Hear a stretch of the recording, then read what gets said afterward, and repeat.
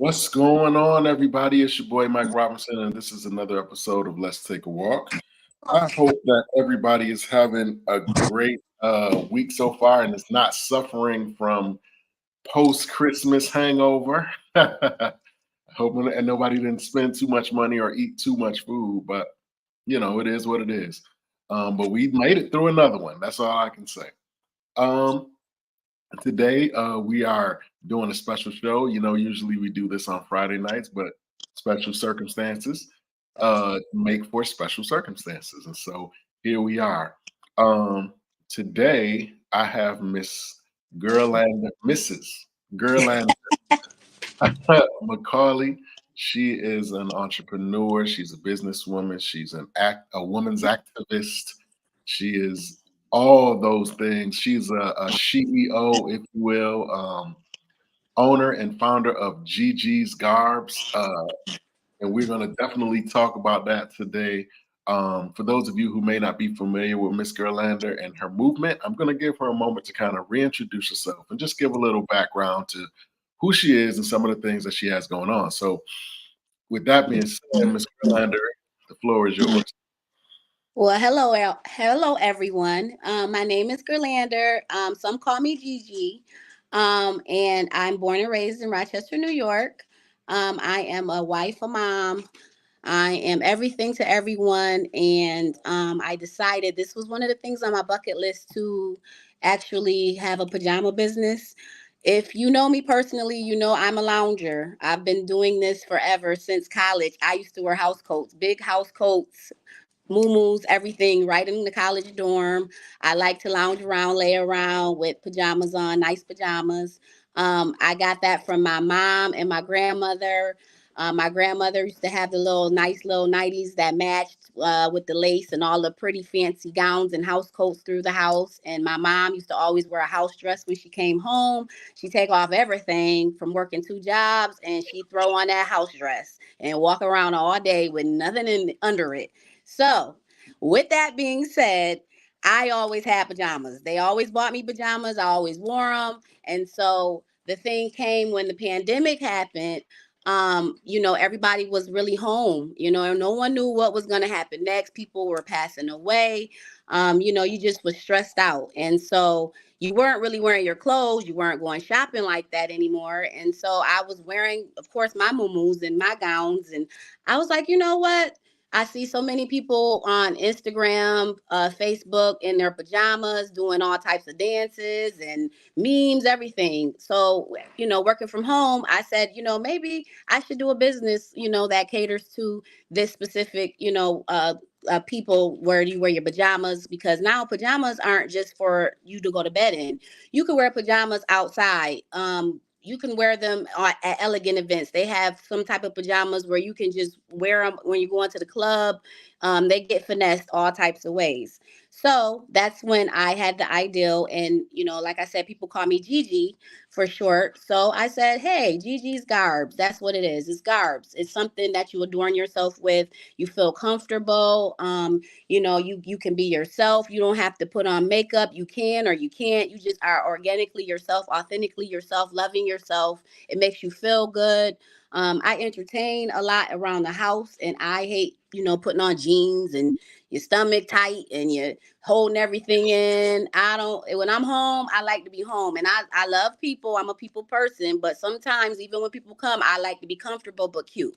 So that's where I came up with, people can have company house parties, anything, holidays. I wore my muumuu for Christmas. And today I have one on with my scarf. If your hair don't want to be done or you don't want to show your hair, you might have had a bad hair day. You got a scarf to put on with your muumuu. And look, I'm good to go.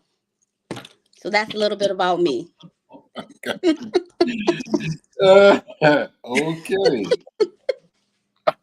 Okay. He wasn't ready for all that. I was not ready. I wasn't ready. Yes. First off, I want to thank you for coming on the platform. I truly appreciate it. I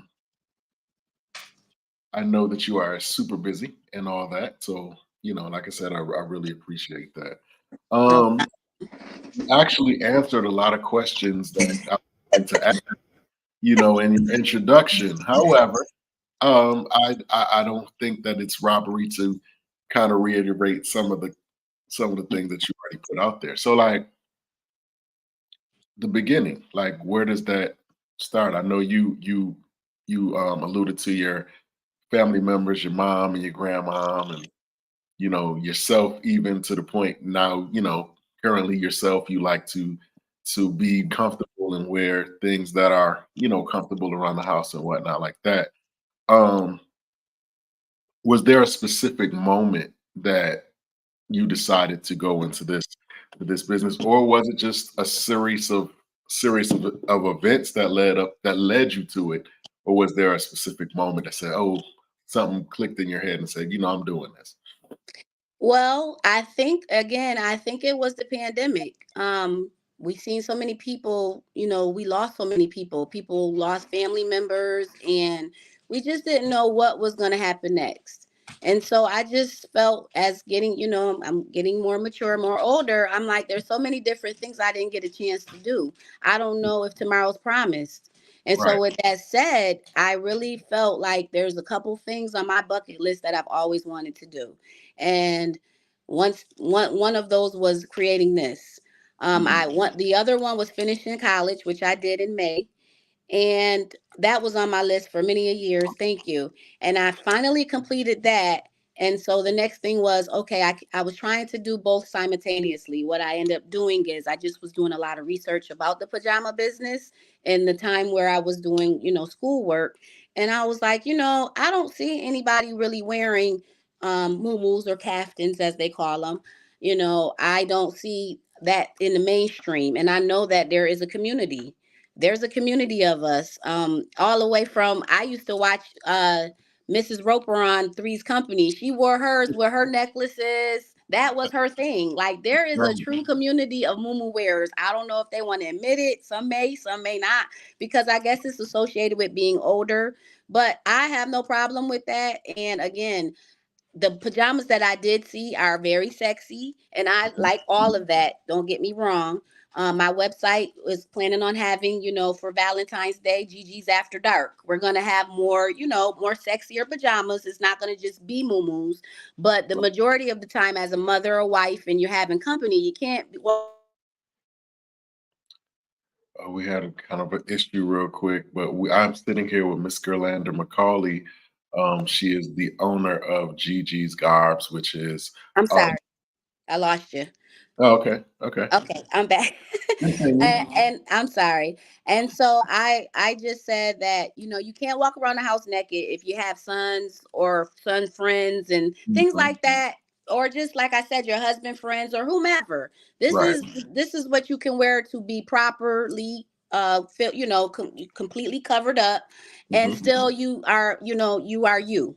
So that's why I thought that this was a good idea. And again, I thought of this in 2020, but it didn't come into fruition until last year when I actually started applying for the business. And then I did a soft launch on Small Business Saturday, Nice. which is this year. Okay, awesome. Okay, not. I guess I'm going deep early. Okay. So, what do you say? Because there has been some scuttlebutt about particularly in the black community about our appearance in public, and some people have talked about, oh, women wearing bonnets and women wearing slippers, and or not just women but people of color. You get, they go to the store and they got on house slippers and pajama pants or full blown pajamas and this and that and the third. um has that been an obstacle for you, or something that you've had to contend with in in the process of growing this business? Like, is that something that you keep in your mind, or like, how do you see that? How do you navigate that? That's a good question. And so I think, honestly, a lot of the bonnet wearing or pajama pants is generational. I Mhm. feel that even with my daughters, I have three young daughters, and some are adults, and I have one that's a preteen. And I tell them, personally, I don't want you wearing bonnets in public. Right. I don't want you wearing house shoes in public, personally. Right. But I do feel that there is a class factor in this. Again, it's about class. As my mother say all the time, it's not what you do, it's how you do it. And Hmm. so I think that there has to be a way where you can still incorporate. If you do wear your pajamas, I don't want you wearing the ones you rolled out the bed and brushed your teeth, wash your face, and then you Right. outside like, hey, that's different Right. versus finding something that's maybe comfortable or maybe a better, a different material where it's more loungy, and you're going out, you put on some nice, like I said, you got earrings on, you make yourself look all together as a look. I'm more so a look versus I'm just outside and I just rolled out the bed. And I think that's the generations that have been doing that, where I think we're talking about. Right. And this is where it just comes to women's empowerment and having pride in your appearance, having class, and just really just trying to make sure that you do everything that you would want your family to represent you, and you represent them in that way. So that's where but I do see that a lot, and I cringe. I do, honestly, because a lot of them are with their moms and you or their dads, and you're like, okay. So I mean, it's a personal preference, but I do like to just be well put together. I'm a fashionable girl. I've been fashionable all my life. So my girls are the same way. And I again, this is something that you can wear outside. Gigi's Garbs, the things that I am, supporting on my site are things that you can wear outside. And then, as I said, there's Gigi's After Dark. That will be for the bedroom or whatever you want to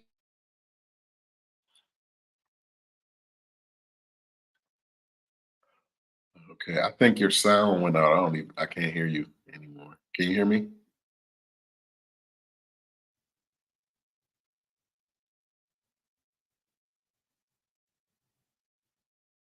Say something. Okay. So we're having a technical issue at the present moment. I can't hear you. Hold on.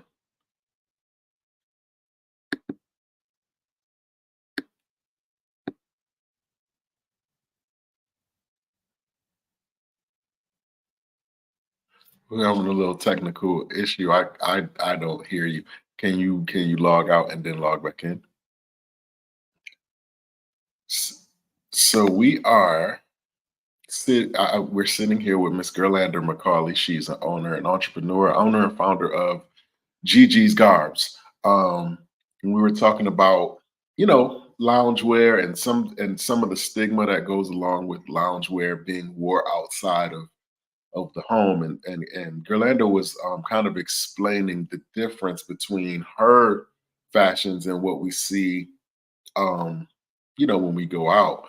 Um, in addition, she gave kind of a soliloquy about her own personal opinion about, um, particularly people of color, because generally, that's what we see, mostly people of color, doing that. Um, but she was giving her opinion on how she felt about going out in bonnets, and here she is. Okay, I That's can hear nothing you. but the devil. That's all that is. That's Yeah. So all that is. I'm like, what is the problem? yeah. I work from home, so clearly I'm on all day. And that's another Right. thing, working from home. See, I look like I'm Right. ready for work. Right. Right. Right. So what we see now, what we're seeing now is one of your Yes, creations. these is one of I have the matching scarf with the caftan. And again, I think that this is relevant for people who again, I am about women's empowerment. That's what this brand is for me, to make women feel good. This is for people who may have, another religion, who may want to cover up. This is for women who may have some health things going on that they don't want to wear a bra, or they may have breast cancer surgery, survivors, Mhm. hysterectomies. It's loose clothing, but it's soft, it's light, it's still colorful and bright, where it keeps you positive, because during the season you can get a little depressed. There's no sun out, So, these Mhm. are the reasons why I choose what I choose for my brand, things like that. So this is for every woman. You don't, every woman have challenges, every woman have things going on. And I want you to feel good no matter what you're going through. I want you to feel good in Gigi's Garbs. That's amazing. That is amazing. Um, what has the what has the reception been like in the city as well as in your family? Because I often give the analogy, right? That we have two. Usually, when you're doing things like what you're doing, you have two sets of people. And the disclaimer I'm going to tell you, they're neither one of these sets of people are haters. They're not. They're people that genuinely care about you and want the best for you. But you got one side that says, Gerlander, I know some people that tried to do what you're doing, but it didn't really work out. And they lost a lot of money, they lost a lot of time, they had a lot of issues. Maybe you want to, rethink this thing or maybe go a different way. But then on the other side, you have another group of people that are saying, "Man, you moving too slow, Glenda. You need to be like the next Victoria's Secret. You need to be You're not going. You're going too slow. You need to be doing some more whatever because your stuff is too good." So in essence, you have a group that's saying that you're not doing enough, and then you got another group of people that are saying you're doing too much. So, but again, both of these groups think that they're telling you something for your own good. So, like, is that something that you've had to contend with in your journey or in your process?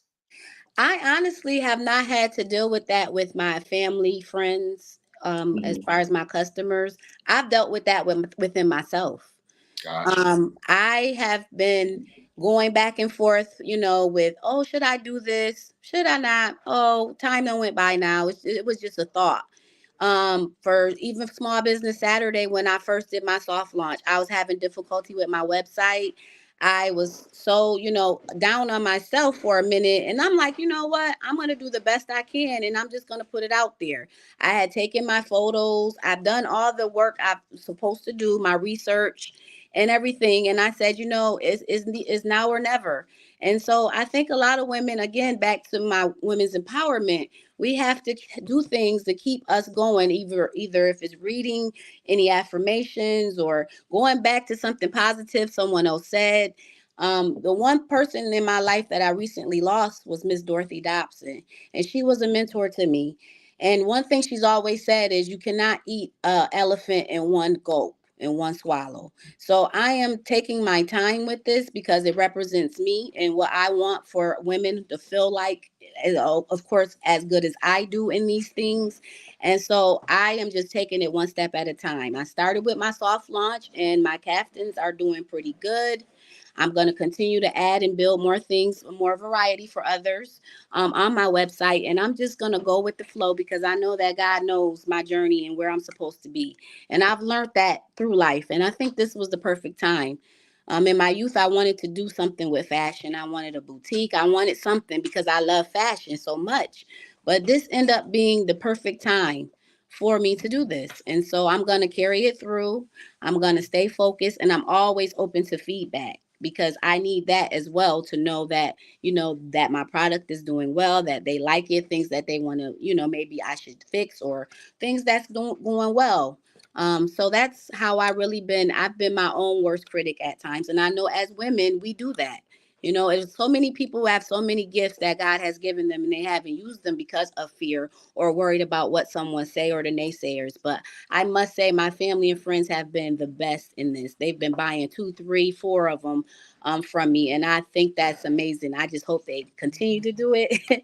But overall, I am so grateful. So grateful. Wow. Okay. So, who?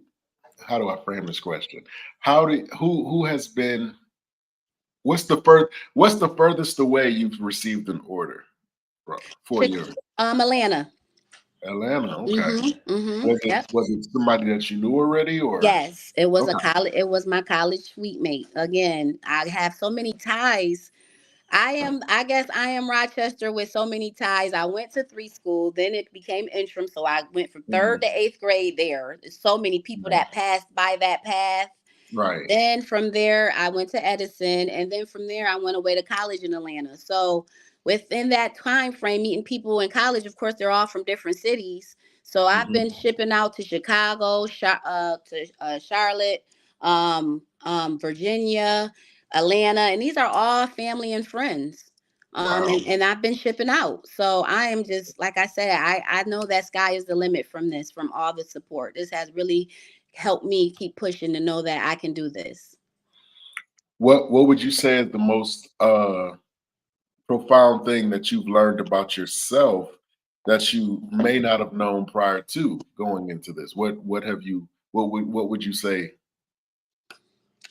I would probably say that I self doubt myself. I self doubt myself in what I can do. And it doesn't matter if how old you get. Sometimes even in things that you may, you could be a whole professional, like you could be, know everything in this lane, but when you go into a new lane that you don't know, Mhm. the fear is there, but faith over fear.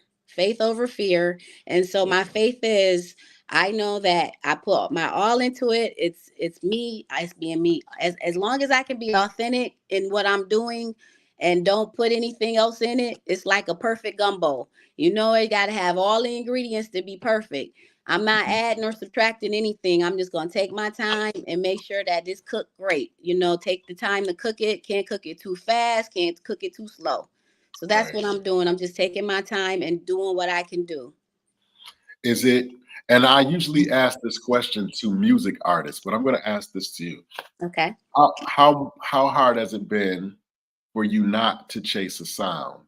But and what I mean by that in your case is you may look and you may see commercials or advertisements for people for companies that are doing something similar to what you're doing, and they may you'll be doing it in a certain way, or they may um, be presenting it in a certain way, and it appears that they are, gaining traction and they're going whatever. How hard is it for you not to look at that and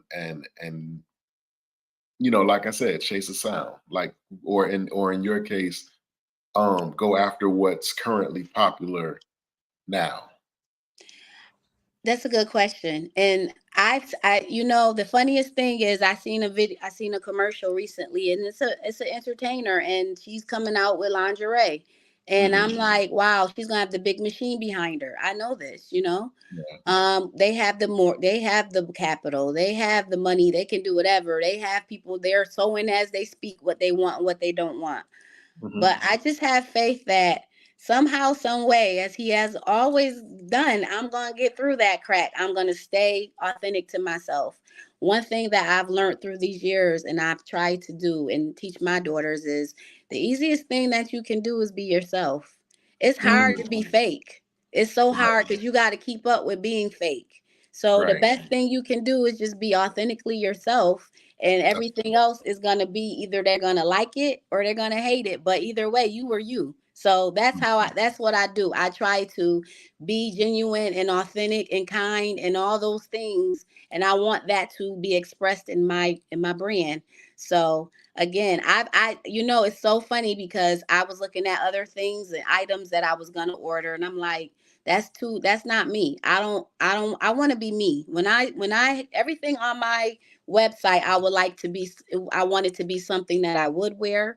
And Mhm. if it's not, I even ask my daughters, because of course it's other generations, do you like this? Would you wear this? So even if it's something I might not wear, at least I know that I'm in the right direction, because I know my daughters, again, they have great taste and they're stylish and they also are classy. So I Mhm. figure I don't want to get raunchy. That's not for me. Not for my brand anyway. Right. I want to be sexy. I mean, Right. because my pictures are sexy. Right. My mother looked see my pictures, and she was like, she caught me laughing. She was cracking up. She was like, if you Mhm. don't look like me 20, 30 years ago, she was like, you're so sexy, but you're not showing anything. I don't, I, Right. my pictures for my website, I have on pajamas, but I'm not showing anything. So if you can exude that in a picture, that's what I want you to feel like when you wearing the garbs. So Okay. yeah. So on the flip side of that question, when you look out into the landscape, into the industry that you're in, does culture make it hard for you to do what you do? Or do you just not pay attention to it at all? Do you feel any type of pressure, or do you feel any type of, I don't know, pushback but just based off of what you see just in pop culture and hmm videos and whatever have you? Like, how do you feel that it makes it harder for you? I do in a certain way, because even with me, this soft launch, some of my daughter friends was like, "Oh, I don't wear those," or they say, "Oh, even people my age, oh, I don't wear those." And I'm like, "Okay, that's fine. I'll have something for you though." Like, I'm Mhm. just gonna keep pushing what I think is nice. And again, we know that sex sells. We know that a lot of skin is shown in a lot of videos, even in some videos where people have pajamas on. I'm like, I could have did that better for them. Like, you know what I mean? I'm like, okay, Right, you got right. pajamas on, but I could have rocked that. I could have showed you how to really rock some really nice pajamas where people be like, I want those. And you don't have to show nothing. So I'm just gonna continue to stay on my journey in my lane.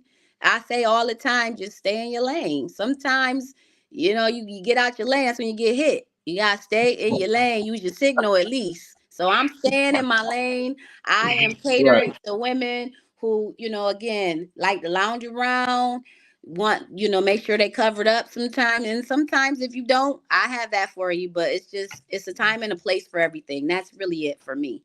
That's But a it's hard because I see a lot of stuff, and half of that stuff is nothing. It's no clothes on. So I'm like, okay, I'm doing pajamas and loungewear. I know they think they're gonna be wearing bikinis, but I'm not. I'm not a swimwear company. So right. Right. I think that I'm older, so but I think that what younger women don't mhm, realize sometimes is that they are women. right. And you don't necessarily have to wear things that are super tight or form fitting. You are a woman. There's that a sexuality and a sensuality that women have that no matter what, you know what I'm saying? No matter what they're actually wearing, it just shines through. You know what I'm saying? It's like, and that's that's usually what attracts a man. You know what I'm saying? Like, That's the if they thing. They they don't don't if they understand do, that. They don't get it. And it's hard. It's hard. And it's hard to tell your 12-year-old, that. It's hard in this yeah, generation, those yeah, generations, to say that. And that's why even when I get dressed, they see me get dressed to go out to parties and things like that. And my mhm, older daughter see me when I was younger going out, and they've never seen me wearing anything crazy. I yeah, cringe. I would cringe wearing stuff like that. I'm not comfortable showing. Like, I wouldn't but I still wear things, but mhm. it's just like, it doesn't even matter what it is, as long as it's tight and it's showing everything, it's what they wearing. And so it's hard. It's hard, especially to try to tell your daughter that's 12, and everything she's watching, everything, that you just have to be you, and you don't have to show anything to be you. You just Right. be you. Don't worry, the right people will come along when it's time, because you don't have to do all that. That's a fact. That's a Yeah. fact. I remember it, I remember it coming up in our era, like everything was super baggy Yes, and whatever. absolutely. Like, as long as your sneakers was For clean real and though. you wasn't like super wrinkly or whatever, even to this day, like, I really I really dig, and I'm married, but still. Um I really love to see a woman in jeans and sneakers. Like, that really, like, is really dope. Like, especially if it's like some up to date, some Jordans or Mhm. something, you know what I'm saying? Mhm. Like some custom Air Force One, something like that. or a base in a baseball hat, like a Yankees hat or something. Yo, You that's sound like my husband.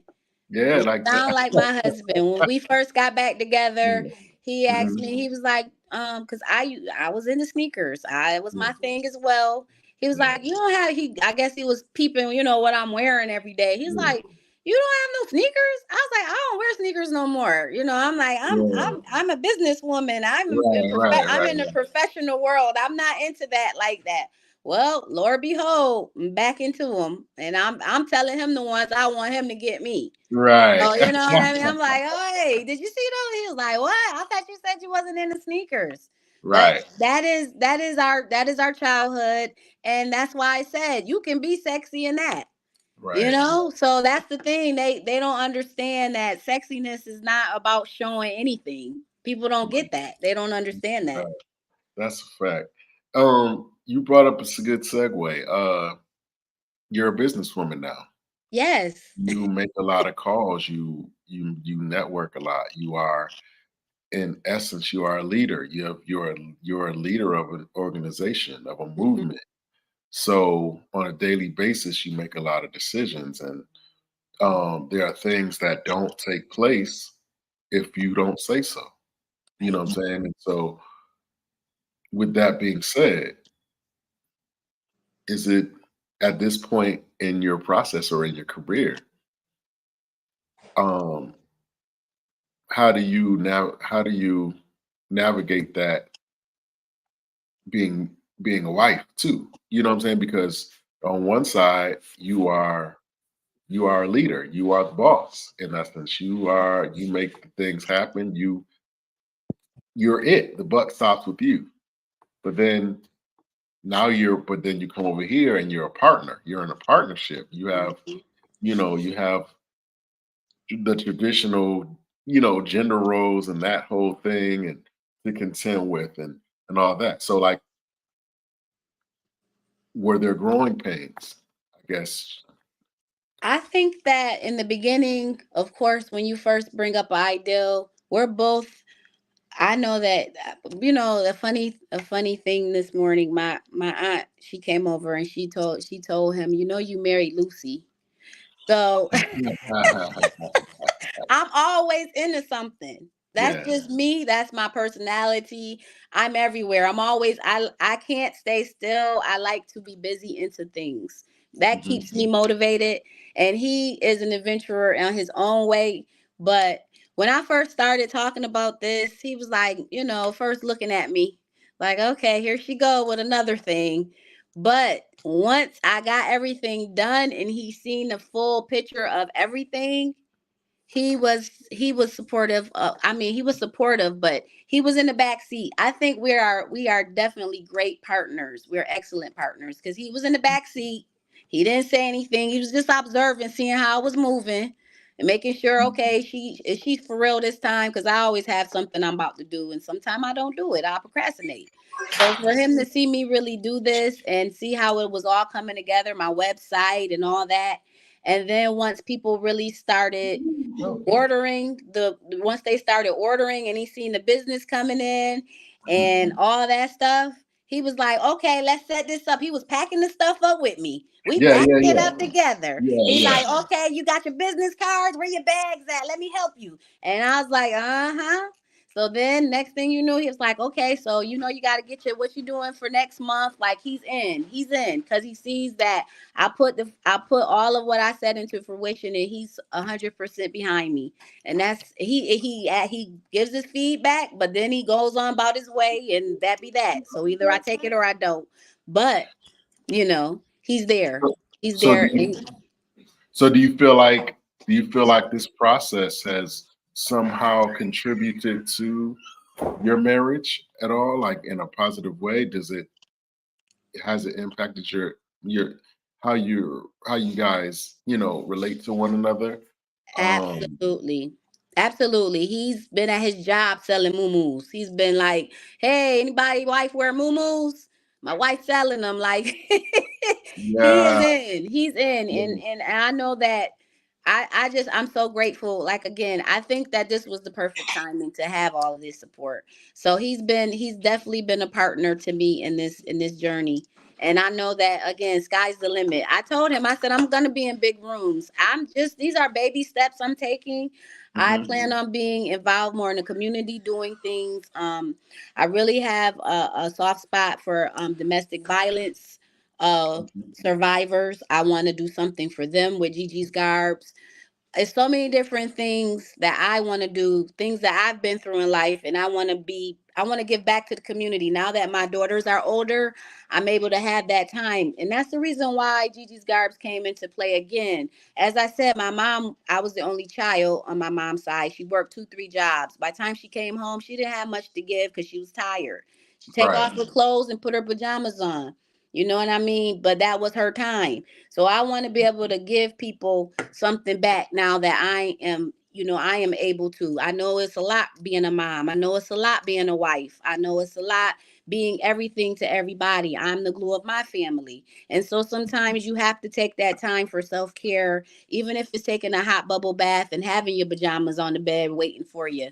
Right. Things like that will make your mood change for the better, to be positive. So I definitely am grateful for everything happening how it is. And now that I have that village behind me, I want to try to give this experience to others, so at least they can have that time where they can order them something and get ready to put it on and just enjoy themselves for a moment. That's awesome. That's Hmm. awesome. So since you started this whole journey, um, who would you say is the person that you have been most surprised to find out knew who you were? That's interesting. I would say you. Really? Yeah, I would say you. Everyone else, I'm like I said, it's just how Rochester is. Everybody Yeah, know everyone. I mean, right. but for you to reach out, it's just an honor for you to reach out to me. Absolutely. I'm just like so excited. I was excited telling everyone like, wow, this is an Absolutely. opportunity. And so for you to see that, you want to give me some exposure. This is Absolutely. amazing, and I'm so grateful for that. So I would say you definitely caught me by surprise. Wow, that's definitely a new one and a first for me. I'm Okay. humble. I'm humbled by that. The whole premise of this whole platform is to, like you said, shine light and give attention to those who may not have the machine behind them, or maybe Eh, the sponsorships yet that right. they need to be on a world stage. And it's just an added treat that you are a sister. We come from the same place, so we're familiar with of a lot of the same things. Of course, we know the same people, Same people. that whole thing. So it's doubly an honor for me to be able to help accentuate your journey, however I can. It's Appreciate always my goal that maybe somebody might be watching this in Florida and say, "Hey, dang, you know what I'm saying? Like, how can I get, some of Gigi's Garbs?" Or maybe I have a store. Maybe we can do a wholesale situation. I don't know, whatever the case may be. Um, so I think it's super dope. Um, you. what's the community like for this business? Have you found yourself coming into contact with people who are actually doing some of the same things that you're doing? Actually, I am working on trying to network now. I was Mhm, out at a regular a birthday party, and it was so many people who said being let's stay in touch. I mhm, love your website, or everything looked so nice. I'm gonna order, or just people that I know in the community who are really, again, I've known from either high school, middle school, mhm. elementary, who's doing a lot of women networking things that I'm hoping to link up with. Again, this is a double duty for me because I wanted to do something for women, and I'm doing something for women, but I'm also a part of being a leader of my own company now. And so these are things that I've been working on, trying to just network now. That's the main thing, networking. I know I have my business online, but I want to network in my community because, of course, I want to be a product to show them no matter where you come from, what you've been through, that if you want to be an entrepreneur, you can. That gets Mhm. leads me back to I have my Gigi's Garbs, and at the same time, simultaneously, and it just happened like this again. My best friend since I was 10 years old, we have another business which is called Ladies First Events. And so Mhm. that's when we build with, sisterhood again. We create unique events every month. So it's kind of like a women's group, but you are able to come any month, anytime when we have an event. And so that's another women's empowerment, thing that I'm doing in the community. I'm just trying to get our sisters together, all ages, just trying to get them together to do something different where it's not anything negative. It's something that uprise everybody, uplift, inspire. So that's what we're doing, and we'll be doing a lot more things with that and Gigi's Garbs tied together. Me and my best friend, we wanted to do something like this years ago again. We just couldn't figure out what, and so we decided, okay, this is the time again where we can build each other up and have an intimate space with just anybody who we know or who wants to join in and do activities. We just last month we had hip hop bingo with ugly Christmas sweaters sold out. Wonderful time, wonderful, and it's women I never met before. So it's great. It's all about fellowshipping and just empowering each other. Because again, like I said, women, we do so much. They said that my mother works so many hours that it's not even 40 hours a week. It's 90 hours a week we work, being a mom. 98 hours, Right. I think it is, I read. Wow. But Wow. my point is, we need time for ourselves, and we don't have a long we know these things. We know that women are so busy doing so much for everyone, so we try to do it on a Saturday. We do it early, so because I know we get tired fast too. The older Yeah. we get, we be ready to get that bed. So we make it in the afternoon part of your day. You can go on with the rest of your day after you come to us. You can still go on with whatever, activities you got for the kids or whatever. So once a month, and we do that. So that's Ladies First Events as well, along with Gigi's Garbs. And we're going to intertwine those things too, like I said, coming up.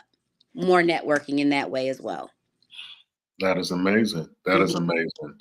Um, with that being said, you wear a lot of hats. You're a mom, your wife, you're a business owner, a daughter, a friend. You wear so many different, you have such a diverse responsibility, you know, on and every single day. Every day. So when you look in the mirror at yourself, is it ever a challenge to kind of like locate who you are in a sense? Because, every section of the day, you're something else. Like this part of the day, you might be Gerlander the wife.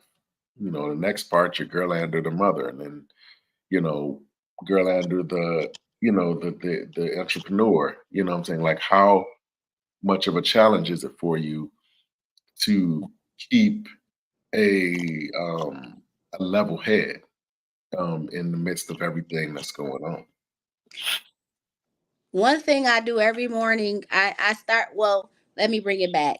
I You are right. And I was a person, I used to be passive aggressive because I was like angry, but I don't want to tell people I was angry because I'm mad because I'm getting stretched 55 ways.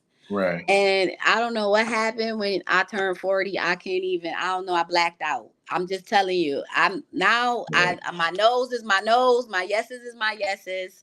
I have to put boundaries up and let people know I'm not with it. I'm not doing that. I don't care if you don't like it. I was Right. always a people pleaser. And I know part of me being a people pleaser is being an only child. You know how Mhm. your mom sits you in somebody's house and you the only kid with, you come in with her with the other kids and she like, go play, Mhm. go play. So I always, whatever they wanted to do, I got to do it because I'm a Yeah. people pleaser. It started Right. from there, or just making my mom happy. I want to be a good kid, so I was a good kid. Always people pleasing, and I don't know what overcame me. I really don't. It's like I don't know, something came. I don't know, that day. Whoop, I just wasn't with it anymore. So ever since I turned 40, I just really have been trying to be strong on my boundaries. And I also have a routine that I do every morning, and that's number one. I even, like I said, for the sun, we don't have a lot of sun in Rochester. We There's a lot of vitamin D people that have to take it because it's, Yeah. and that is a lot to do with your happiness, what they don't know. And Right. so I bought a light and I put it on every morning, even if it's sunny, I still put it on. I have a calendar every day. I flip it and read whatever the inspirational word is for the day, and Hmm. then from there, I always get the time for me to get away from everybody is just in the bathroom, in the shower. To be honest with you, I can Right. get away from anybody. That's the way I lock it up, and I'm in there, and just that time alone can set my day forward in a positive way. So those are the things. Just stay into a routine. I also started doing yoga, but I Mm. also need to, like, that's the thing. Once I start doing things that are so good, that's healthy for me in the self care way, I get sidetracked with other people's stuff. And so you have to Mhm. set that time aside in your phone, everywhere. Like, people know at this time or this day, I'm not available to you. I have to shut down like a computer and do what I have to do for me so I can re energize myself to be able to help you, to be able Mhm. to be there for you. Because again, I used to be there for everyone, and then I'm in a room crying and I'm sad and frustrated because I'm not expressing that I need a moment. So now I take my moments, I take my moments. It's important from everybody. Awesome. Absolutely. I definitely feel you on that. Um, what would you say is the most common misconception that people have about Okay, you ready for this one? you? Okay. I think that, and this is our community, and I've seen, and I know that it's not just Rochester because, of course, I said I live down south. There's a perception of a lighter skinned person that, Mm. especially females like myself, that we think we're all that. We think we cute. We don't talk to certain people. We don't like certain people. We got attitude problem or all those things. And a lot of, as far as me, the misconception here in Rochester is just a lot of association, like you guilty by association type thing, Right. until you Right. really get to know somebody. So that's Mhm. why I loved going away to school, because I was just me. And then once Yeah. people got to know me, not off of, Right. oh, you related to such and such, or you go with such and such, or you. So I think that that's the miss. I'm definitely chill. I'm cool. I'm funny, I think. I'm just a regular girl. And Right. so, I never let my looks, not to say I'm a supermodel or anything like that, but I'm just saying my mom always taught me, because of me, I guess maybe because she seen it. A lot of people when I was little, oh, she's so pretty, da da da da. She always made me be humble, and she always told me, I don't care how pretty you are, you have to be pretty inside and out. So she always taught me that. So I've taught my daughters the same, and they're beautiful girls. But I always try to make sure that they have a great positive attitude. And I think that that has gotten them a long way, because, again, it's just perception. Just because I like to be fashionable, or, my looks, you can't judge me based on that. So I'm a fun person. I'm cool. I stay the same. I've been the same since I've been little. I don't change up just because you with somebody that don't like me because of what they've heard. I'm just me. So I think that's the biggest misconception, is of just my looks, really, honestly. I was gonna, you know what, and this is another question that I ask artists, but since you kind of brought it up, like respectfully, you're a very attractive woman. Thank you. And people see that. Hmm. And and on the artist side, you'll be surprised, like some of the stories that they tell me, that people will look at you, and because you're pretty and because you're attractive, they feel like they feel like because you're attractive, you can't do good business. It's Right. impossible for you to do good business. So like they can look at you and say, okay, she looked like all she care about is her appearance. So let me see if I can get me a 70-30 or a 90-10 deal off of her, because she looked like she just too pretty to be smart. Mhm. Mhm. You know what I Mhm. mean? And so like when you brought that up, I definitely sparked a thought, and it just kind of it's kind of interesting to me, how we judge a book by its cover, and even people who we consider above average, quote unquote, have some of the same issues that those that are average and below. Facts. Average and below. Um, that is really that's really a funny Yeah, thing. well, another note on that is when I just recently went to see the Renaissance for Beyonce movie. Hmm. That's a great thought because even I just think again, being a woman, number one, and then being an attractive woman is hard because even with her, Beyonce, like, come on, Beyonce, she's telling the light person what she wants, and they're telling her, no, that's not possible. She's like, I know that's possible. She Googles it, she looks it up, she's like, but you told me it wasn't possible. I'm telling you what my vision is, and this is what I want. It's always a fight. It's always a fight, and I work in the Office of Equity and Inclusion at my job, and I see that being a leader, being a woman, being a black woman, of course, that's just always someone second guessing us anyway, as if we don't know what we're talking about. I've been in rooms when I was a leader in another type of work career, and a lot of times my employee, he was a man. They would come in the office and think that since my name, they don't know if it's a male or female, they would think he Hmm. was the person running the show. And then he Right, had to push him back to me. Like, no, this is Gerlander. And then right, from there, they want to keep talking to him, looking at him. And I'm like, okay, you won't get this bid because you want to keep talking to him. We already right, know it's not going to work because I'm telling you, I'm the one in charge. So right. that's just the way of the world. But again, we just have to keep pushing through like we do. And that's another thing, back to Gigi's Garbs. This is the time where you could just be yourself, unwind, and go back out there and fight because that's what we do every day, out That's the there thing. in corporate America and just in certain spaces. So this is the time where you wear what you like, you get comfortable, and you just be who you are and you be free. So yeah, I definitely have experienced that all my life, but it's okay. What I like to do is show people different, so they Right. they can't say anything. It's some people who want to hate you. They want to. They see you. They like, they see you coming, and they like, oh, I'm about to hate her. Right. I tell you, no lie. One of my coworkers, she said, Mhm. I did not like you when I first seen you, and she never, she would speak dry high, but then she finally said, she's like, because you was just too sweet, you was too nice. I just was like, Right. that can't be real. And then I realized through the years, you're still the same, and now we're good friends. So I just continued, like I said, I can't be nothing else but me. That's the easiest thing to be. I feel you on that. I Yeah. gotta use that dry high. That's Yeah, dope. the dry high. I really Right. don't want to speak, but everybody around you gets so excited. Like when people Yeah. see me, they get so excited to see me.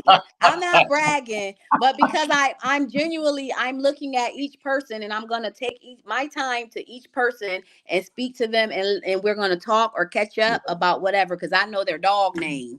Like that's Right. how I'm. Right. You know what I mean? I'm very engaging. And I don't know if that's again being the only child. I get so excited to see people, meet people, because it's just always was me. So Mhm. but I'm very engaging with people. I don't want to just be like, I don't like fluff conversation. I like to really get to know something about you because I will Right. tell you something about me. Right. So yeah. And that absolutely helps you in business as well. Like Yes, I think it will. That's why I'm giving, glad now I'm at this point in my life where I am more outgoing, because when I was right, young I wasn't. So right. yeah.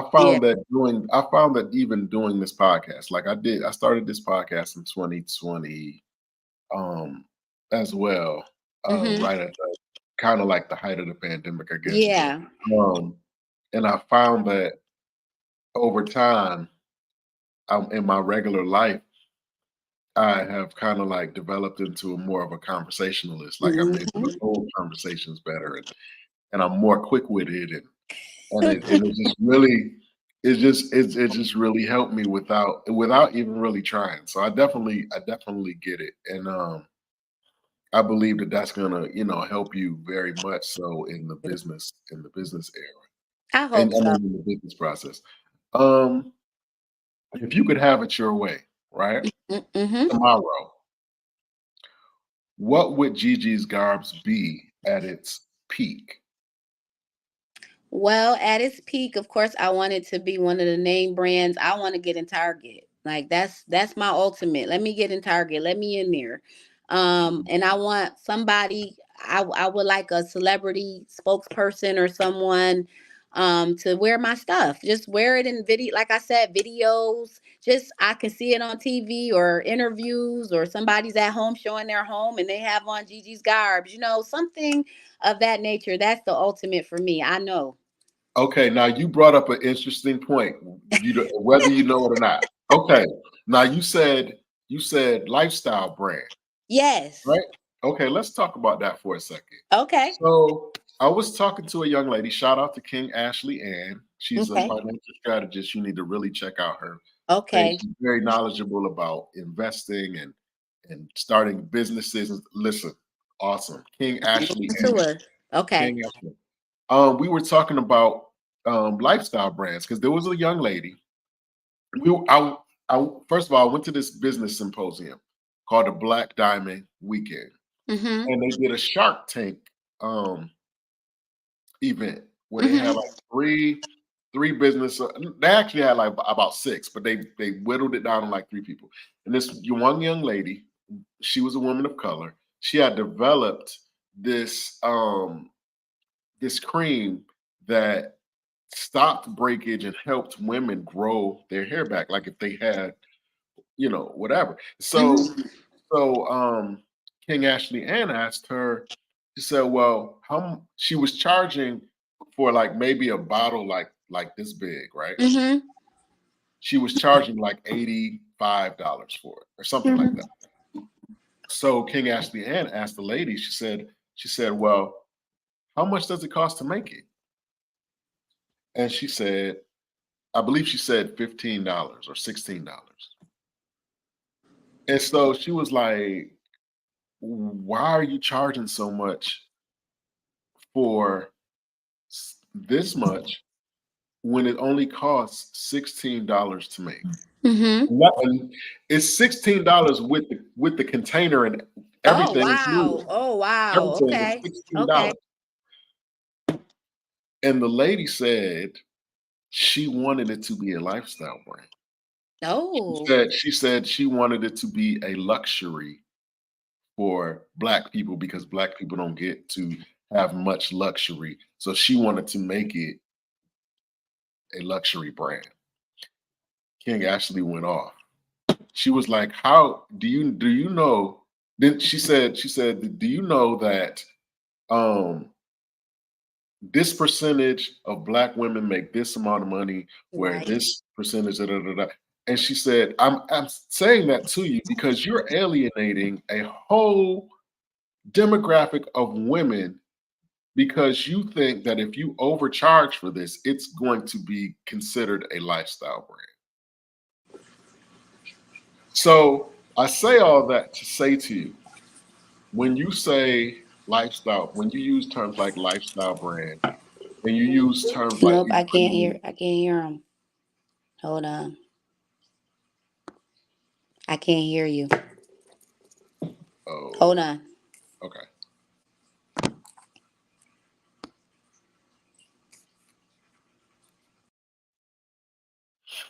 So we're talking about we're talking about Gigi's Garbs, Miss Gerlander McCauley. She is an entrepreneur and a business owner. She owns Gigi's Garbs, which is loungewear, comfortable clothing you can wear around the house, sleep in, and even go out in as well. We're just kind of discussing the various facets of what that entails, some of the obstacles that she's dealt with, some of the things that has aided her in her process, and how this whole movement has empowered her as a person, even talking, from her family to her interactions outside of everything to, future business endeavors, that type of thing.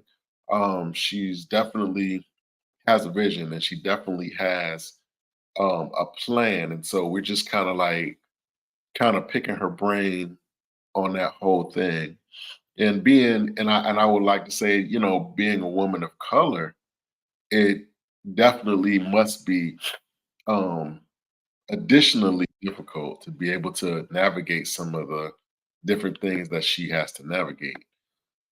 Are we I'm good? I'm back. Go back to what you were saying though. Back to the jar. You said you Okay, told her that she was wrong, that she wants to be a luxury brand and she right. So she said, "Do you know that you're alienating a whole demographic?" It's basically she was saying it's much more of them than yes, it is of the people that you're calling yourself trying to create a luxury brand for. right. Now, I say that to say, okay, now you mentioned lifestyle brand, and Mm-hmm. you also mentioned being in Target.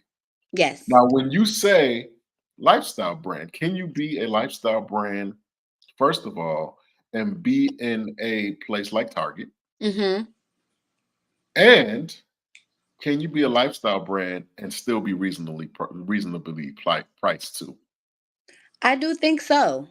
I do. And the reason why I say this is because at this point in time and how everything is going, all of the big name brands, again, I'm a fashionista. I follow all of the shows in Paris. Like that's my dream to go to Paris week. Like Hmm. so if H&M can be open and Versace can come and have their stuff in there. They had to go down to H&M level to get because why? Hmm. Because they're catering to some customers that they may not have never seen before. And Right. that stuff sells out immediately. So I think that I can. I do. I do think that I think you can do that. But again, right, again, alienating where I know a lot of times I watch a lot of social media influencers and they do have like black luxury brands that they're trying to develop. And that's because they feel that we are putting all our money into white owned luxury brands. And I do like that ideal to a certain extent. But it can't be to the point where, again, the people that you're trying to satisfy who do suffer from alopecia, clearly, or anything losing hair, Mhm. clearly they don't have those resources to pay as much every time to keep it going. They may have the $65 one time or $85 one time, but to keep that in part of their self-care maintenance is not going to work. They're eventually not going to be able to find that or be able to afford that, I mean, and then they'll go to something cheaper anyway because they can't. It's just not in their budget. And that's where I came in with Gigi's Garbs, even with pricing, my muumuus or my caftans. It's some websites that sell them for $300, $400. I've done my research, and that is Mhm. catering to white women. Just to be Right. honest to you, it's Hmm. catering to white women, and it looks just as good as mine. But they're catering to white women. That's who they want. That's who they have wearing them. That's who they're showing. That's who they're advertising to. And so I want you to, as a black woman, to be able to afford this and treat yourself and still look at just as good. So I think that Target is really that place for me. And I know in my age bracket, a lot of us we love Target because of course it caters to a lot of black owned women companies. And Hmm. that's important to me. I want them to know that we have something here for you too in this area, as far as loungewear and pajamas. I think that would be a great fit for me. Okay. At So least with one great fit. so with that being said, um, does there on the flip side of that, as people of color, Mm-hmm. dealing with people of color, Yes. um, there's a responsibility that we, in my opinion, that is a challenge for us. Um, we will go to some of the aforementioned brands that you say, and we'll spend whatever it takes. Yep. But if I tell you that, my Gigi's garbs cost $40, you're like, huh? What? Huh? You know what I'm saying? Like, Mm-hmm. there's a responsibility. We can't just talk about um, we can't just talk about supporting, our black owned brands. We have to actually support it because if it seems like I said, we can go and we'll buy a certain brand, you know what I'm saying, and spend whatever. because our favorite singer, our favorite rapper, or our favorite actor, or somebody name drops it, and so we think that that's the thing to do. Mm-hmm. And Mm-hmm. then they'll look at a Gigi's Guard and say, "Why is she charging so much? Like Right. you're charging like a third of what of You never what." can win for losing with us. We're so pickled. We're pickled people. We Yeah. are. So is that something even now? Like, is that something that you feel like you have to contend with? That whole uh, it's black owned, so it can't be quality type of thing. I do. I think again when I was pricing just this soft launch and pricing, I was up and down on the scale, and I'm just like, okay, what I think of it from me being a single mom when I was a single mom, like, okay, what can a single mom afford? But then I thought about it too. I said, oh, we afford what we want to, because one thing about us is we gonna scratch whatever and put pinch and everything else to get our nails done. If we're a person Mhm. who wear nails, we at that shop. We're giving our Right. money to other ethnicities for that every other 2 weeks. If we buy hair, we at the hair store. We giving our money every 2 weeks to that person, Mhm. another ethnicity that's taking that money out of the community Right. and going to Right. go buy whatever, put their kids in private school or whatever they're doing. Right. Right. So I'm just like, okay, Right. I'm gonna make sure that it's reasonably priced, but I'm also gonna make sure that I'm still in business. So Mhm. I feel as though I'm gonna have things that is affordable on my site, but I'm also gonna have like another, like I'm thinking of other things like for the summer I'm gonna have a resort line. Some of these, Mhm. caftans will be more embellished for when you're on a cruise. People who can afford to go on a cruise, they can afford to buy the resort wear. You see what I'm Right. saying? That's a So I'm fact. just trying to cater to everybody in their income bracket. And then I also have specials, 30% off if you're a value customer or 2 for 1. I'll continue to be there for my customers that have been there, through this in the beginning with me. But Mhm. also, it is a business. And so I do want my name to go up there with the bigger names in time. And I think Mhm. that that's why you have to find, if you do have someone as a spokesperson that represents you and what what your brand is. But yeah, it can get crazy. It really can with the black luxury brands. But like Telfar, let's bring that up. That was another good one. Mhm. He Yeah. was in Rainbow. He did that purposely to show you, like, I'm with my peoples all the way, even though now everybody's wearing it white, black, no matter what. He went Right. back to and had his stuff in rainbow just for like a limited time to show you that I'm still catering to you, because this without you there would be no them. And so that's important. You just have to continue to remember where you came from, but also know that you have to grow. I just seen something yesterday about, I think it's Miel. I think that's the brand name. She was saying how she has to sell. She's working on her business. It's a hair company, and she's gonna sell it. And so I know that someone sold a hair company recently, and that people were, giving her, flack for that. But this lady said, "I'm selling my company when somebody comes and grab it." She was like, Mhm. "Because this is providing generational wealth for my family, for my great granddaughter to still see my name, just as the Hiltons." She was like, "The Hiltons are not running the day-to-day service for their hotels. Right. However, they're benefiting, all of their children and children's children are benefiting from the name, and that's how generational wealth is built." I Right. make that prime a point to go back to just in our community, Jefferson Avenue. I grew up there as a child, okay? Wow. Back then we had, I believe it's Warner's Pharmacy. We had so many different businesses on Jefferson Avenue that we used to have a street parade every summer. I was little, but I remember this. So many black businesses, pool halls, bars, stores, grocery Mhm. stores, everything, J&E grocery.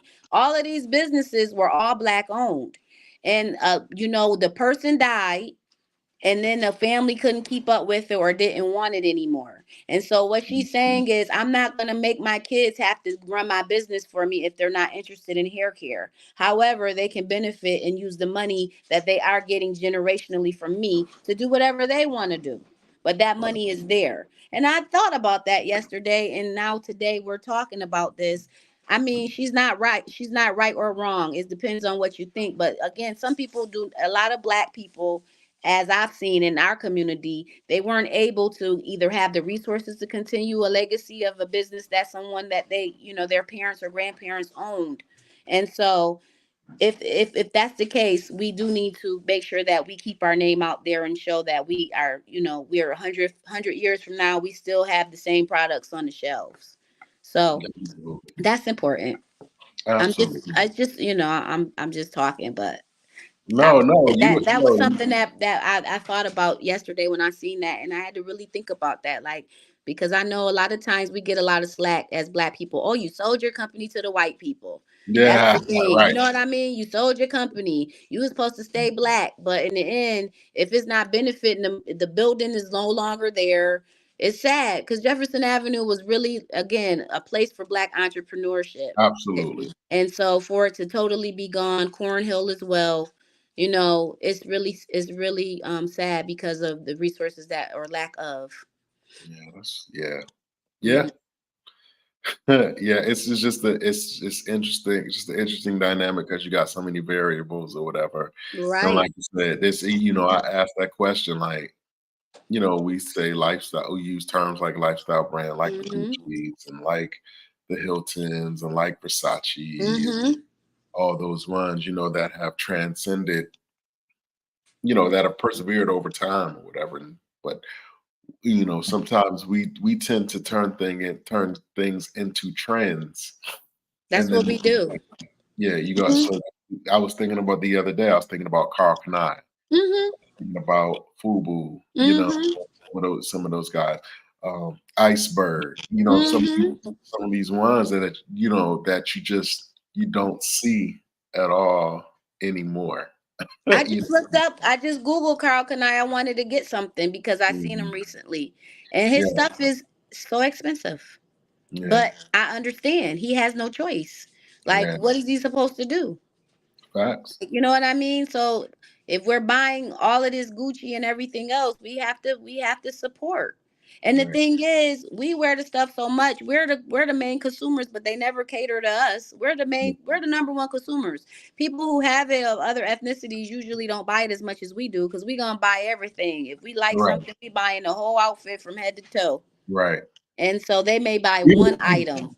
even if we don't like it, we'll Even buy if it. we don't, we'll buy a keychain. If Yeah, it say it just to say ring around right. our finger like, hey, got Gucci keychain. Like really, Right. we will. I was telling my son one time, I was like, back in the day, it used to be cool to get the Nautica shorts and, Yes. and cut the swim trunk part out of it Yep. and just wear the like listen, that we'd do Yep. anything just Anything just for that name. Just for that name. And we're wearing other people's names. right, That's exactly. what we're doing. I was So talking I was talking to my son Christmas Eve, matter of fact. What's the Christmas Eve? Christmas Eve. He's 27. And I was like, I just realized that like when we get money, right? We get like real money, like mhm. rich.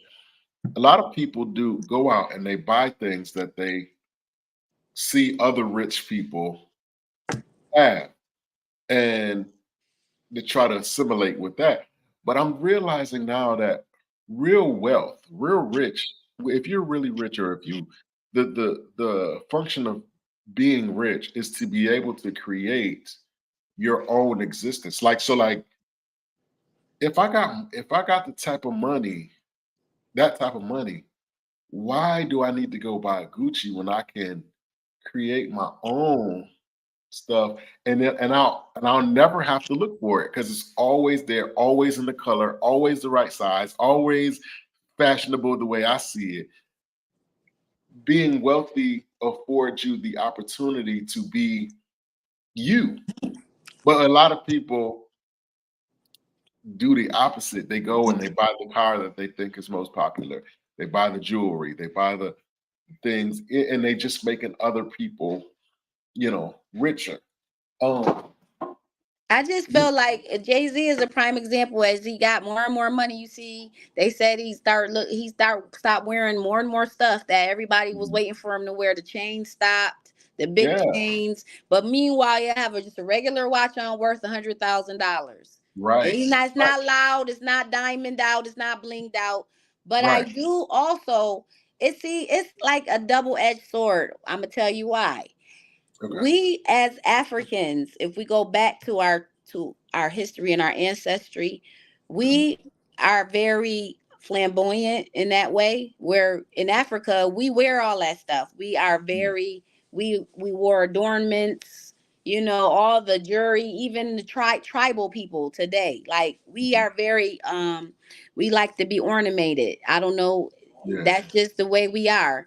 And I think that once people are able to really get those things that they've always wanted to get, that's why they go all crazy. And so Right. it's like, oh my gosh, I finally can get this big chunky necklace on my Right. neck. Oh my gosh, I Yeah. can get these earrings as big as golf balls. Oh my gosh. Like they are so excited. Oh, I'm gonna drive the biggest car, biggest, most rims. Like they get crazy, crazy, crazy. And Right. it goes like a real crazy phase, I think. And then most of them lose it, or the ones Mhm. who have, they've learned and grew with their money. And finally, you see the athletes do it all the time when they come Right. from the hood, and then they get crazy buying all this stuff. It's I just was watching, they were showing mansions that are no, they're just there. They're nobody lives in them. They just sitting. And they had Mhm. Birdman Mansion in Louisiana just sitting. It's been sitting for like 15 years, empty. Wow. Big mansion with big old, like they said, these mansions are hard to sell. Who's buying that stuff? Who's Right. buying it now? You got this one with your Birdman in the middle of the pool, and Right. those type of things that we wanted personalized for us. And then he's not. I'm sure he's living just like regular right now. Right. Like, you know what I mean? Not doing Condo or so something much. like that. Yeah. So I just think it's like a double-edged sword with that. We do want to do the things that we never could do, especially coming from, poverty or low income or anything. I know that. But we have to be well-rounded in knowing that it, things depreciate, and those things depreciate. We heard that in Baby Boy. What he say? Butter and what it was it? Butter Oh, and guns. yeah. Guns and Okay. butter. Yeah, Guns guns and and butter. butter, right? So it's the same Yeah. situation. And now that we have the literacy, the financial literacy that we learned, even from 444, I think that Jay-Z album, it really helped a lot of people. Like as far as Right. people really started going into their learning, financial literacy. Things like that is important because my grandmother owned a home, but she never told me how to get one. You know what I Right. mean? These are things that we haven't in our culture talked about. And so I think that now that my children are talking about it, we're talking about it, hopefully things will start dying down in that way. Because I see a lot of black celebrities are not playing about their brand and their money. Right. Henceforth, Rihanna, like, I'm going to do my own thing over here. She could have been the Mhm. spokesperson for so many different people, but she chose to Exactly. be her own for her makeup and her clothing and her Exactly. shoes. So things Exactly. like that is important, but she had to wait to make sure it was the right move for her, and she was able to do that. And that became, now she's a billionaire. So I think Mhm. that learning now and teaching our children, because again, other cultures teach their kids all about financial literacy early in life. That's why they're so well with Mhm. money, and they have the resources to do such. Absolutely. So I think that's Absolutely. part of it as well. I think that's why we do that. But we have to be able to want to learn and not think that somebody's trying to tell us what to do with our money. Like Right. I'm gonna peep what you the one you referred, the lady you referred, because that's important. I want to learn as much as I can because I'm kind of behind the ball, and Right. that's important. Yeah. King Ashley Ann. She definitely is dope. She talks about how your social media presence, can play a big factor in the amount of money that you make, that you're able to make, and the networking that you're able to do. She's really dope. Okay, But I'm gonna yeah, really look her up. I need her. I need yeah, her. yeah, she's amazing. But yeah, like I really, I just really feel passionate about that. Like I got a guy. There was a guy that I work with, Puerto Rican guy. He Mhm. decided to move back to Puerto Rico, but he was doing like custom shoes and stuff like that. Mhm. One day he was just like, "Hey man, do you want my equipment?" Now I never thought about it before. He's like, "I got all the equipment." He's like, "You want it?" I was like, Okay, sure. I'm a sneaker guy. Whatever. Right, Okay. right. So he gives it to me, and so I start puttering around with I start puttering around with some old sneakers that I had laying around or whatever, and I start watching YouTube Hmm. and all that type of thing and learning how to actually do it. And and I started getting good at it. I actually started doing stuff for people. And I say that to say too is that it's important to, as you grow in your, whatever vocation or whatever business that you're in, learn how to be a part of the processes. So Right. like, if I'm creating a clothing brand, eventually I'm going to learn how to sew, or I'm going to learn how to, whatever, what I'm saying, to be able to be as self-sufficient, as I can be. Like this is a pair that I'm working on right now. Like I'm getting better. Okay. Like they And were that's all white. nice. Yeah, Yes, those are nice. they were all white at one point, and I got them, and so I started messing with them, and so now, I'm getting there. I'm And getting see what there. I'm saying? You didn't even know. And that's the thing with us. He could have easily gave that to someone else. Or he Yeah, could have said, I'm not even gonna ask him. But that opened up the gates to something that you didn't even know you could do. facts. And that's what we have to do, is building each other up. That's why I say again, with my business and with Ladies First Events, this is about building each other up, networking, learning things that you may not know. They say that you need to have a friend that's doing something that you've never done, or somebody doing something. You don't need friends that's under, that can't help and teach you. You got to learn and grow from each other. And so that Facts. was dope that he said, okay, I'm about to go, but I'm going to give, do you want this? Before he offered it to someone else and you Yeah, took it. Instead of saying, yeah, oh, nah, I don't do that. You said, yeah, yeah, let me, I guess I'll take it. And I'll look. yeah. Yeah, exactly. And so now I mess around. Like I said, I've done stuff for people. Um, and I've gotten pretty good feedback. It's not something that I do all the time, but I'm just kind of proud of myself that I was able to develop another skill. As you But should be. right. So and this is one of my designs as well. I do t-shirts. See, I Um, now I heard about that. My husband told me about your t-shirt. So right. I'm gonna have So to get a t-shirt for sure. absolutely, I absolutely. want the hat too though. I want the matching. I see I you got got you. that. I got Okay. you. I Okay. got you. Okay. So we kind of went over time, but it's for a good cause. I Um, hope so. I'm gonna I'm just gonna ask you my last official question. It's Okay. gonna be a question that I ask all my guests. Hmm. So once I ask it, just take a minute, think about it, and give me the most honest and transparent answer that you can give me. Um, and the question is this: what would have to happen in your life if it has not happened already for you to consider your life a success? What does success look like for you specifically? That's easy. I don't even have to think about that. I'm look you looking at success. Okay. I'm a mother. I have three wonderful daughters. They're great. They are great extensions of me. They will continue my legacy when I'm no longer here. I have a wonderful, amazing husband. My mother, my grandmother, all of my family, we're all together. We stay in touch. We're very small, so we talk every day or fight every other. I I have amazing job that I've always wanted in being an advocate. Like I said, in the Office of Equity and Inclusion, that's something that I'm passionate about as well. I also have, like I say, good friends that been my friends since I was 10 to 15 years old. And so I feel like my life is full. I'm just any little extras. It's like, you have a cake or you have a pie and you got ice cream too. It's a la mode. That's what it's Right. like. Ah, you got that vanilla ice cream. Yes. Yeah. But the cake already good. The pie Right. already good. That's me. So I Right. feel like I'm already successful. I've been through so many different things, trials and tribulations people would never imagine, and I'm here. I'm still here, and I'm living, and I'm resilient, I'm strong.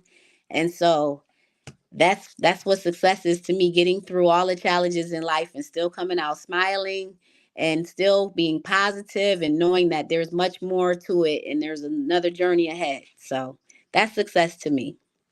Absolutely. That's amazing. So if somebody wanted to get in touch with you about somebody posted their email. So I'm not sure if you know this person. Okay. I don't know if I'm not sure if you know this person.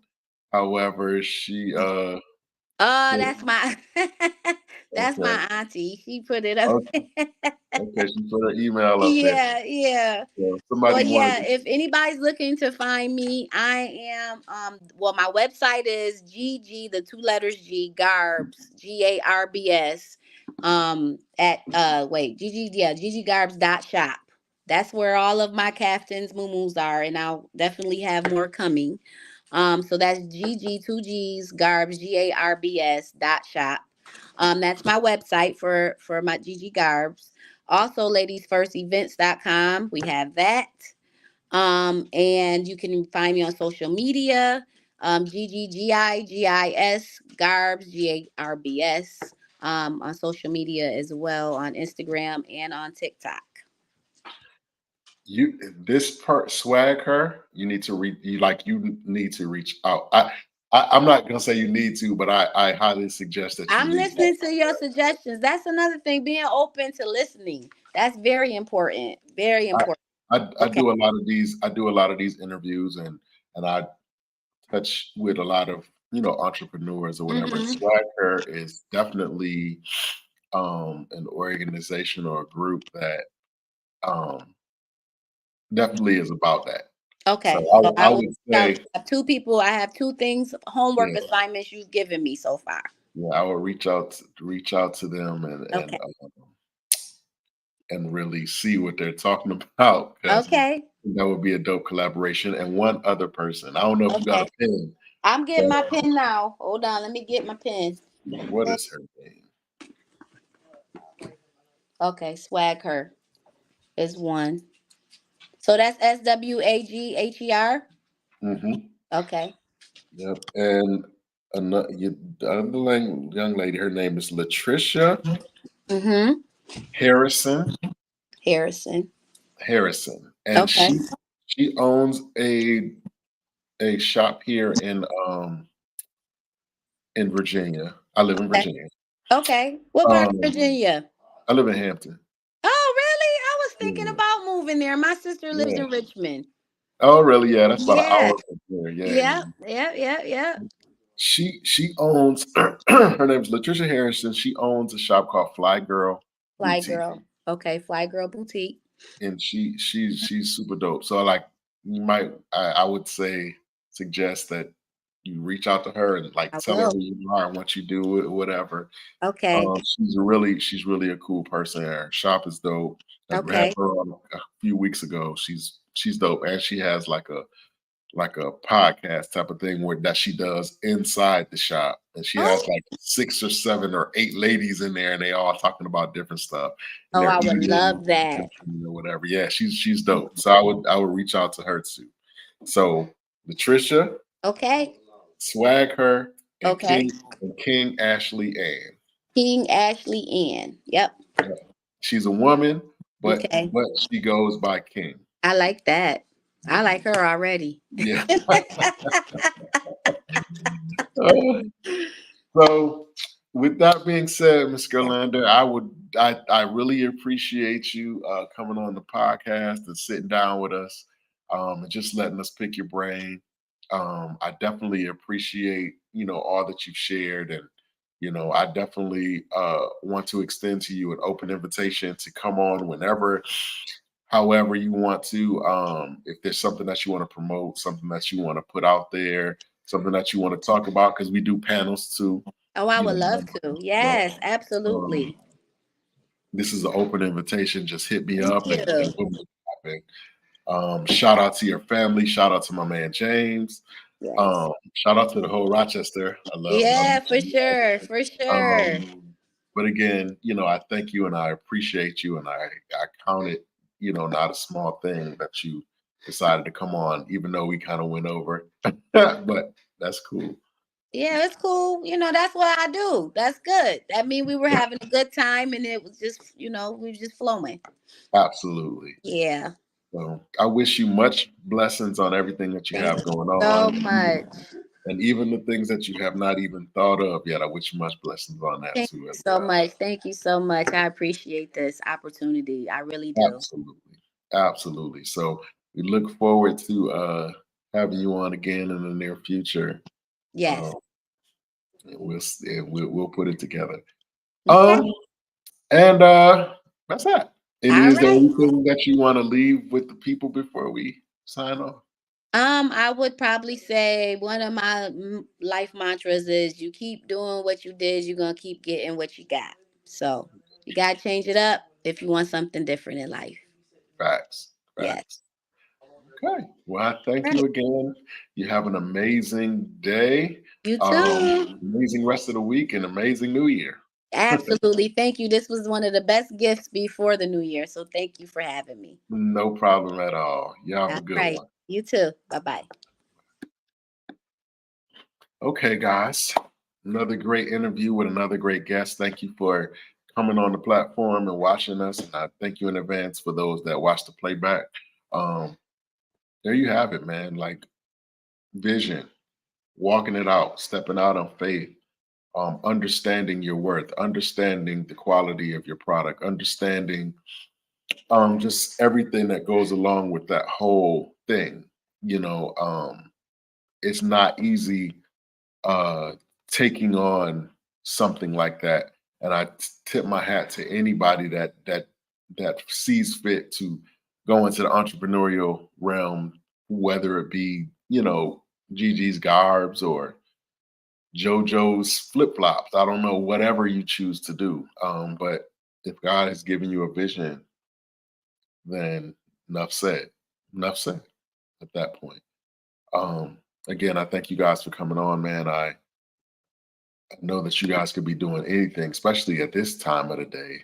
Um, but I thank you anyway for carving out some time for us, and I appreciate it. So, with that being said, you guys have a great, great day, and I'll see you guys tomorrow with another amazing guest. Okay, so let's take a walk.